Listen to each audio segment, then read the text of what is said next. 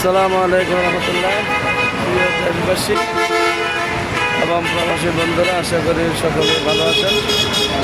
আলহামদুলিল্লাহ, চলছে ঈদের আমেজ।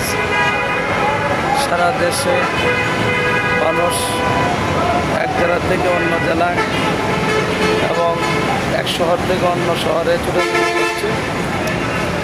যারা আছে সরকারি চাকরিজীবী, আছে বেসরকারি চাকরিজীবী, মেল ইন্ডাস্ট্রি, বিভিন্ন শ্রমিক কর্মচারী সকলেই ছুটছেন নিজ নিজ দেশে।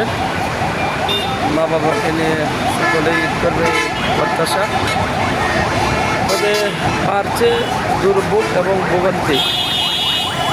কারণ আমরা যেটা দেখছি, বিশেষ করে ময়মনসিংহ, নেত্রকোনা, শেরপুর, জামালপুর, টাঙ্গাইল, কুড়িগ্রাম, ঝিনাইদহ, ঠাকুরগাঁ, রংপুর, দিনাজপুর, এমনকি আপনার উত্তরবঙ্গ যে জেলাগুলো আছে, প্রায় কাউন্টারে দেখা যাচ্ছে যে আগের থেকে 3 গুণ ভাড়া এখন বেড়েছে, যেটা অসহ্যনীয়।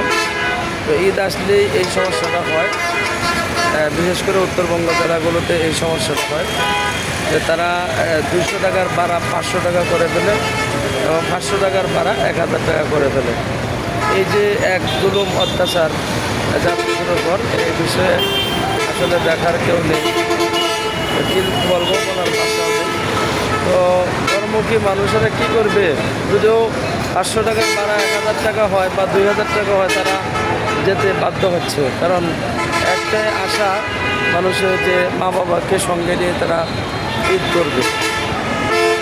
যা হোক, সহি সালামতে সবাইকে বাড়িতে পৌঁছার জন্য আল্লাহ তৌফিক দান করেন, এটাই আমাদের কামনা।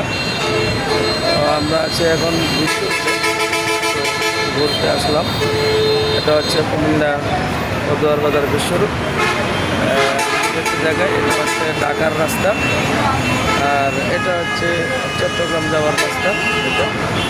আর এটা হচ্ছে নোয়াখালী, চাঁদপুর যারা বা